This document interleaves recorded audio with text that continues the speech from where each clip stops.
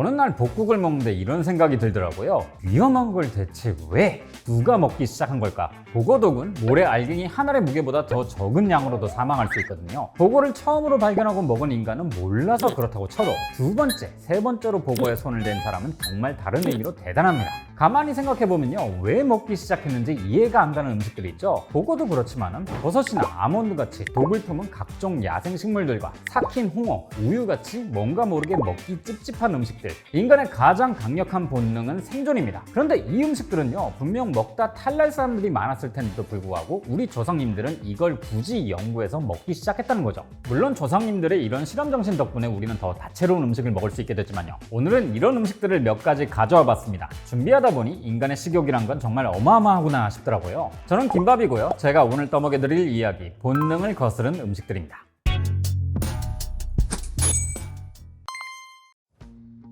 먼저 첫 번째, 보고입니다. 보고는 테트로도톡신이라는 독을 가지고 있는데요. 이건 신경을 마비시키는 아주 강력한 신경독입니다. 청산가리보다 1000배 강하거든요. 말하는 근육과 호흡하는 근육이 마비되어서 말도 할 수 없고 숨을 쉴 수도 없습니다. 의식은 남아있어도 반응하지 못하기 때문에 천천히 사망하게 되죠. 해독제요? 없습니다. 분자량이 아주 작은 화합물이기 때문에 항체를 만들 수가 없거든요. 보고독에 중독됐다면 일단 최대한 빨리 병원으로 가서 호흡기 보조를 받아 질식사를 막는 수밖에 없습니다. 그렇게 24시간에서 48시간 정도가 흐르면 독이 대사되죠. 테트로도톡신은 보고의 알이나 피, 내장에 많습니다. 그나마 살에는 독이 적고요. 이것만 어떻게 잘 제거해서 먹으면 되지 않을까 싶지만요, 이것도 그렇게 간단한 방법은 아닙니다. 현재 관측된 보고는 130여 종입니다. 그런데 이 중에서 식용 가능한 보고는 21종밖에 되지 않죠. 더 중요한 건 이 21종의 보고도 독의 위치가 제각각입니다. 때문에 보고 전문가가 아니고서야 함부로 다루기가 힘들죠. 기술도 좋아야 하고요. 한국과 중국, 일본에서 보고를 먹기 시작한 역사는 2000년이 넘습니다. 북송의 시인이자 정치가였던 소동파는 황복을 먹고 이런 평가를 하죠. 죽음과도 바꿀 가치가 있는 맛. 옛날엔 주로 황복을 많이 먹었는데요, 그나마 많이 알려져 있는 보고기 때문에 독성이 있는 부위도 비교적 잘 알려져 있었습니다. 그럼에도 불구하고 사망하는 사람들이 넘쳐났지만요, 보고는 다루기가 굉장히 까다롭기 때문에 보고 조리 기능사 자격증을 따로 따야 합니다. 사실 자격증이라기보다 면허증에 가깝습니다. 실제로 자격증 없이 보고를 조리하는 건 불법이거든요.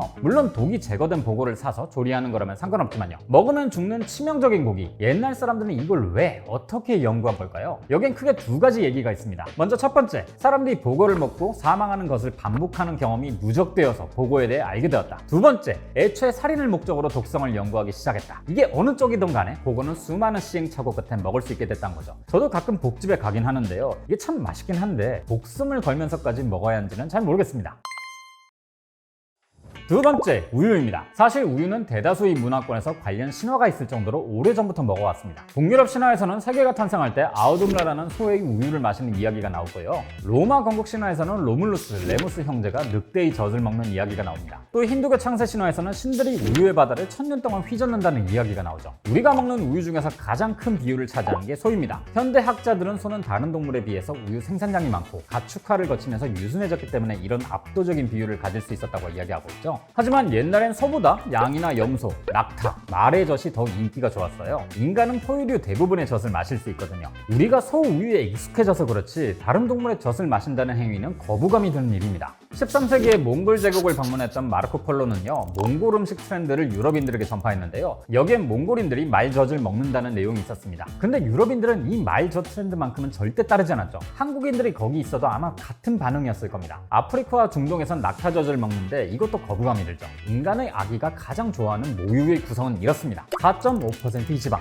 1.1% 미만의 단백질, 6.8%의 락토스, 87%의 수분. 이 비율과 가장 닮아있는 건 소젖이 아니라 원숭이젖입니다. 하지만 원숭이젖을 마시려고 하면 거부감부터 들 거예요. 여기도 나름대로 가설이 있긴 합니다. 원숭이는 생물학적으로 우리와 비슷한 종이기 때문에 오히려 먹지 않는다는 거죠. 결국 따지고 보면 우리는 원래 동물젖에 거부감을 갖고 있다는 겁니다. 그냥 소젖에 익숙해져 있을 뿐이고요. 이러니 동물의 젖을 처음으로 마신 그 누군가를 정말 대단하다고 할 수 있는 거죠. 이렇게 동물에서 짜낸 우유를 원유 혹은 생우유라고 하는데요, 이것도 굉장히 위험합니다. 잘못 마셨다간 감염되는 경우도 많았고 세균도 잘 번식하기 때문에 변질되기 쉽거든요. 좋은 살균법이 탄생하기 이전까지 우유는 위험한 음료였습니다. 지금도 우유 때문에 걸리는 식중독이 대부분이 생우유에서 나오고 있고요. 미국이나 유럽에선 생우유를 팔기도 하지만 엄청나게 까다롭게 관리하니까 겨우 팔 수 있는 거예요. 이런 생각을 하다 보면 다른 동물의 젖을 마신다는 거부감을 이겨내고 생우유의 위험을 정면 돌파하면서까지 우유를 마신 이유가 대체 뭔지 굉장히 궁금해지긴 합니다.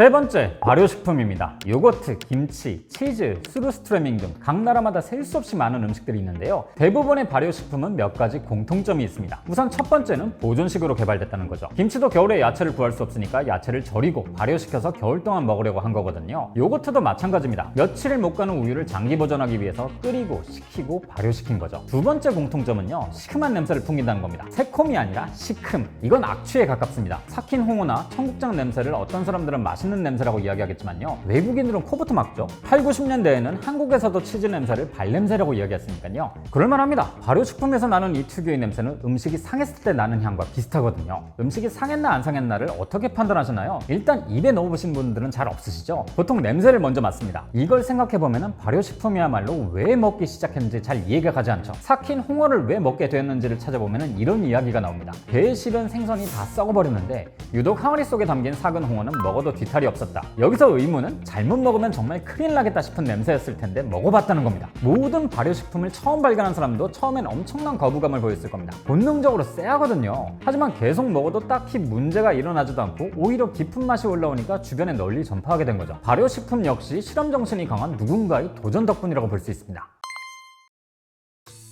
네 번째, 아몬드입니다. 아몬드는 사실 앞서 언급한 음식에 비하면 별거 아니어 보이지만요, 아몬드는 원래 독성이 강한 음식이었습니다. 추리소설을 보면 살해 현장에서 아몬드 향이 난다는 이야기를 볼 수 있는데요, 이건 야생 아몬드에는 청산가리와 비슷한 성분인 시안 화합물이 들어있기 때문입니다. 아몬드의 진화 과정에서 만들어낸 화합물이죠. 동물들이 아몬드를 발견하면 정신없이 먹어대니까 자기 생존을 위해서 스스로 독성을 만들게끔 진화한 겁니다. 그런데 어느 날 알 수 없는 유전적 돌연변이가 일어나면서 독성이 아주 낮은 아몬드가 탄생합니다. 이걸 인간이 발견해 먹기 시작했고요. 이 돌연변이 아몬드를 스윗 아몬드라고 합니다. 독성이 약해서 이런 이름이 붙었죠. 반대로 독성이 강한 건 비터 아몬드로 부르고요. 이것도 미스터리인 게 아몬드는 오래전부터 독성이 강한 열매란 게 알려져 있었는데도 어쨌든 계속 먹어왔던 겁니다. 그러니 스윗 아몬드도 발견할 수 있었겠죠. 또 아몬드는 다른 견과류와는 다르게 예전부터 굽거나 볶아 먹어왔는데요, 이렇게 하면 시안 화합물이 증발하면서 독성이 약해집니다. 이걸 처음으로 볶기 시작한 사람도 볶으면 독성이 날아간다는 확신은 아마 없었을 겁니다. 독성을 날리기 위해서 다양한 시행착오를 겪었겠죠. 덕분에 우리는 아몬드를 안전하게 먹을 수 있게 됐고요. 참고로 캐슈넛에도 독성이 있는데요, 열로 가열해서 독성을 날려먹는 견과류라는 점에서 묘한 공통점이 느껴지네요.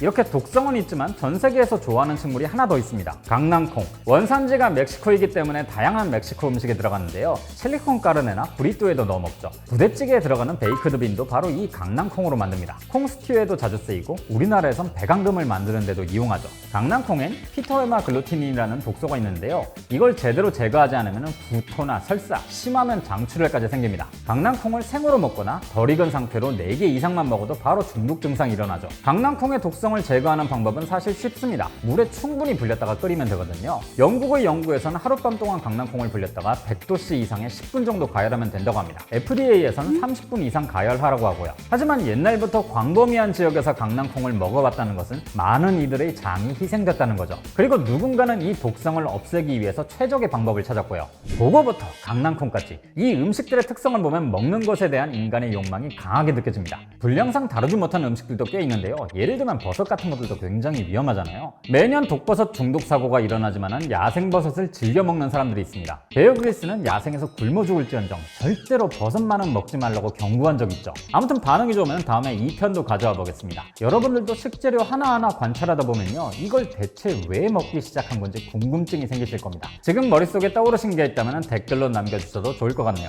그럼 저는 다음에 다시 뵙겠습니다.